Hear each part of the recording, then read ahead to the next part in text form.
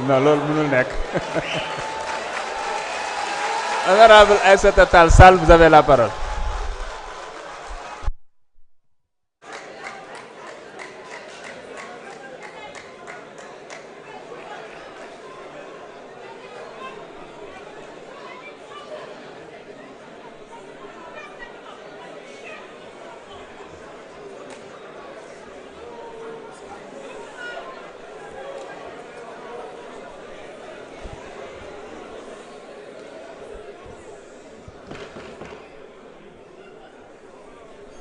S'il vous plaît.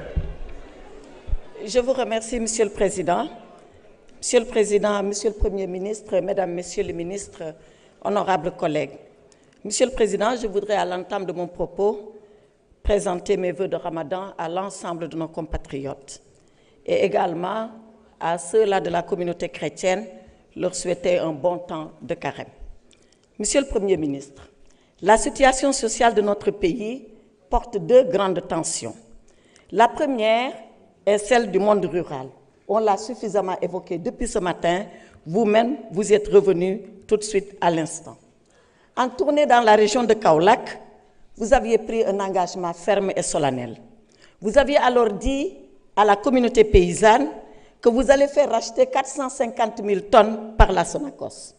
Or, au 30 janvier, votre gouvernement, et nous en avons les écrits, annonce que seules 126 000 tonnes ont été collectés jusqu'à cette date, c'est-à-dire déjà en deçà des 250 000 tonnes habilitées par la Sonacos et bien en deçà du chiffre que vous venez d'annoncer tout à l'heure. Il reste alors dans les bras de nos paysans 324 000 tonnes alors que l'hivernage va arriver dans 4 mois. Que vont-ils faire avec les 324 000 tonnes?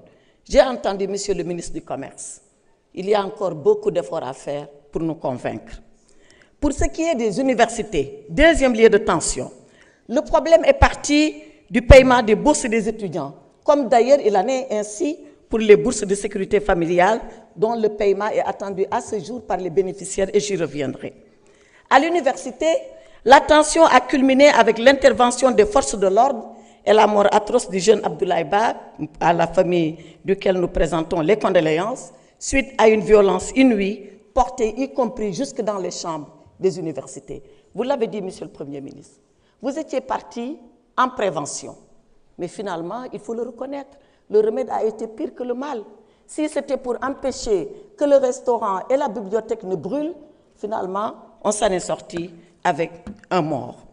Au-delà de la polémique, née du paiement des bourses. Et j'ai écouté Monsieur le ministre de l'Enseignement supérieur. Est-ce que ce sont des rappels? Est-ce que ce sont des bourses? Est-ce que c'est dû? Est-ce que ce n'est pas dû? Renouer le dialogue avec la communauté estudiantine. Et faites que les étudiants reprennent les cours, parce que c'est ça que nous attendons. Il faut que les étudiants reprennent les cours et nous vous engageons à le faire.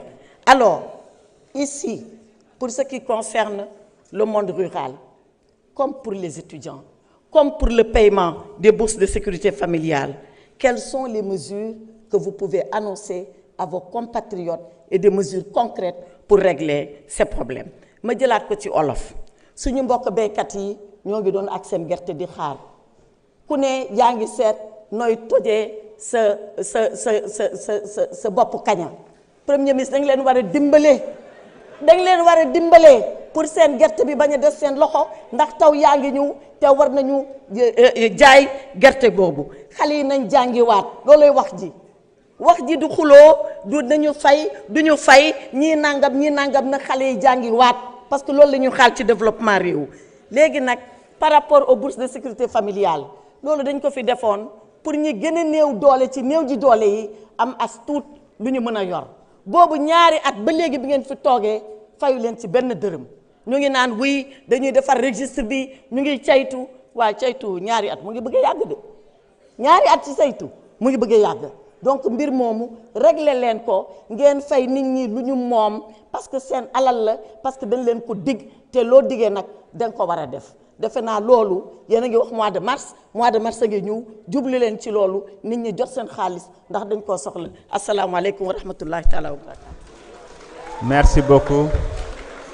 Non. Non, s'il vous plaît. S'il vous plaît. La parole est à notre collègue Mohamed Aïb Selim.